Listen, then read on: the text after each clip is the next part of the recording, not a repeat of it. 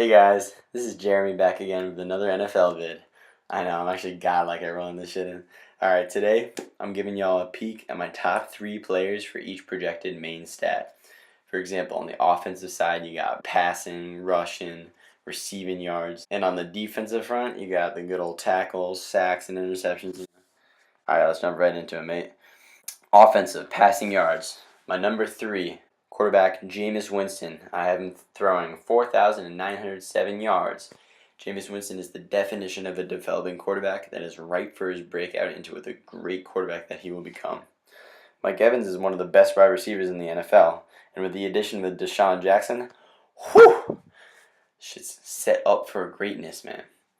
You got an X factor in Adam Humphries, and the draft pick of O.J. Thomas pretty much seals that deal. Alright, number 2, Drew Brees, 4,925 yards.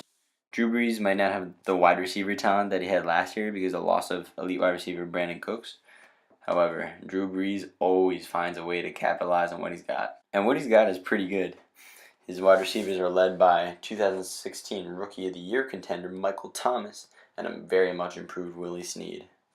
Number 1 quarterback, Aaron Rodgers. I got him throwing 5,048 yards. Aaron Rodgers is arguably the best quarterback in the NFL with a receiving core led by elite wide receiver Jordy Nelson, and also contains a variety of slightly above average wide receivers in Randall Cobb and Devontae Adams.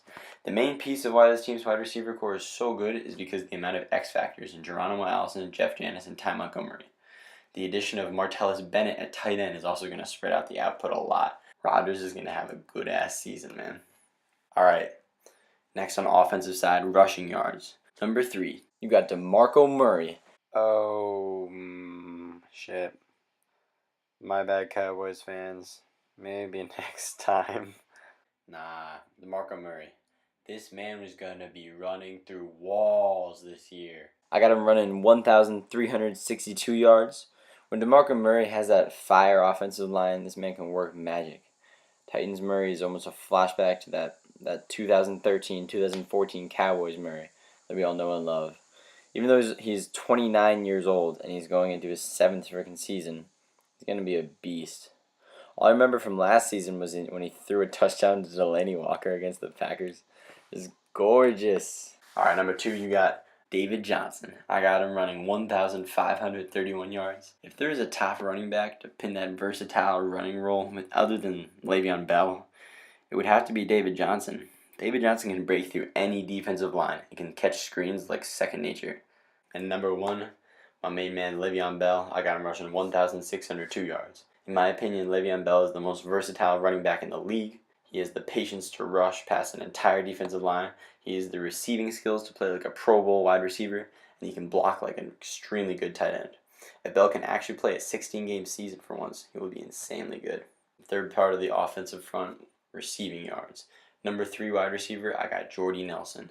I got him catching 1,678 yards. Jordy Nelson is a top 10 wide receiver in the league, best on his team, and Aaron Rodgers is his quarterback. Enough said. Alright, number 2, I got Antonio Brown.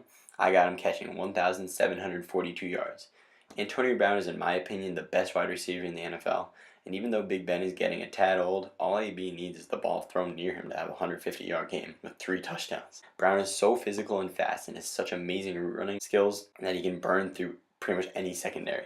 And number 1, Mike Evans. I got him catching 1,760 yards.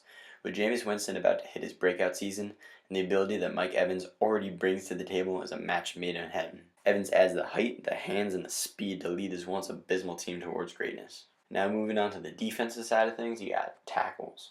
My number 3 tackler is going to be Alec Ogletree. I got him getting 145 tackles. Ogletree has been a large defensive presence in the league. Every year he has played, pardoning a 2015 season with an ankle injury. If Ogletree can remain healthy, greatness awaits. At number 2, you got Quan Alexander for the Buccaneers. I got him getting 146 tackles. Alexander jumped up in tackle amounts in the most recent season, 145 tackles. He's a very young guy. One can only expect a similar year, such as a 146 tackle season. And number 1 on the tackles, I got Cowboys' Sean Lee getting 152 tackles. Sean Lee is the linebacker that can do it all. He can block field goals, he can mount 100-plus tackle seasons, and on the rare occasion, he can get that needed interception. If this Cowboys team wants to go far in the postseason, their defense needs to show up, and Sean Lee will most certainly be there. Next on the defensive side, you got sacks. Number 3, coming in Seahawks, Cliff Averill, 15 sacks. I don't think I've seen Cliff Averill ever have a bad season, honestly. In his 9th season, he accumulated 11.5 sacks. And this year, I'm calling it right now, is going to be a breakout year for every single defensive end, even for 31-year-old Cliff Averill. You got number 2, Von Miller on the Broncos. I got him getting 19.5 sacks.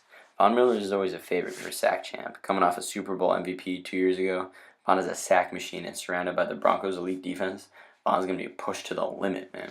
Alright, number 1 on sacks. Y'all saw this coming. Khalil Mack on the Raiders. I got him getting 20.5 sacks. Even though entering only his 4th season, Mack is already frequently referred to as a future Hall of Famer. I sense a sack race between Mack and Von Miller, but I got Mack edging out Miller in the long run. All you need to do is just watch him play, and you'll know why the 6'3", 250-pound behemoth is going to get the first 20-plus sack season since 2014. Moving into the third section of defense, you got interceptions. At number 3 spot, I got Chiefs Marcus Peters. I got him getting 7 interceptions. Marcus Peters and this Chiefs defense is one great fucking group. You cannot go wrong with these guys, especially Peters. It seems like Peters came out of the womb snagging interceptions. That is, if the draft represents birth. Well, anyway, his rookie year, he obtained 8 interceptions. Sophomore year, 6. His consistency is not slowing down anytime soon. At number 2 spot, you got Dominique Rodgers-Cromartie on the Giants. I got him getting 7 interceptions. The G-Man D game is only going to get better, and if they want to get far in the playoffs rather than last year getting absolutely murked by the Cheeseheads, that's Packers, by the way, they need their defense to be A1, and if it is, then DRC is going to snatch a lot of balls. Alright, number 1 pulling through, Xavier Rhodes on the Vikings. I got him getting 8 interceptions. Rhodes is sort of coming out of nowhere in the last year's 5 interception season, but I love Xavier Rhodes on this Vikings defense. Rhodes is going to lead this team from a hole that Sam Bradford's offense is digging them in, and if successful, will possibly get a wild card bid. Similar to the Giants, however, with more urgency, the Vikings are depending on their defense, and in situations like this, Rhodes will be the bearer of the torch, if you may. There you have it, guys. That's my top 5 offensive and defensive general stat leaders for next year. If you agree or disagree, leave a comment. Otherwise, destroy that like button, and of course, subscribe. Peace.